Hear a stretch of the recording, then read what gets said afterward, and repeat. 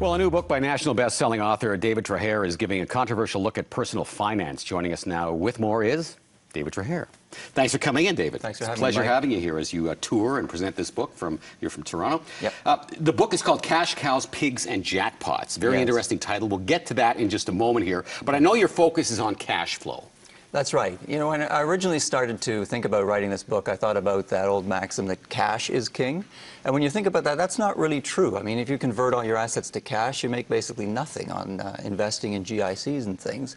And that's when it really struck me that cash flow is king. That's what it's all about. In our life, if we match our cash inflows with our outflows, we'll do well. And we've got to do the same thing in retirement. And it seems to me what a lot of people are doing is trying to amass wealth, trying to become millionaires, building their balance sheets so they buy huge houses and borrow to invest in the stock market. And that often ends up in a disastrous situation because they're ignoring plain old cash flow. Okay, well, give us an example of what a cash cow is, a pig, and a jackpot. Yeah, when I ask people, I say, okay, what do you think is the biggest cash cow you're going to have in your life? What's the thing that's going to bring in the most amount of money to your life? And most people say, oh, it's my job, or maybe my house when I sell it. And it isn't. It's you, or it's us. It's our own ability to earn income. When you look at it, you look at your tax return and think about the amount of money that you make over your life, that eclipses anything else for most people, like stock market returns and things like that. And that means that what we need to do is take care of ourselves so that we can work more efficiently, work longer, and obviously, hopefully, that's something we enjoy. Life is a process more than trying to get to this magical point where we can sit back and relax and do nothing all day. Well, you're saying work for as long as you can, enjoy what you're doing, but then you make this money, you've got all these expenses along the way. How do you take these expenses, turn them into investments that are going to allow you to retire comfortably? Yeah, that's a good question.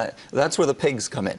I get people to think about, okay, before you buy anything, that's a house, a car, before you commit to anything, before you put anything else on your credit card, think about what that thing is. Is it a cash cow or a cash pig? Example of a cash pig is a car. You get a car, it's going to cost you every day of your life, right?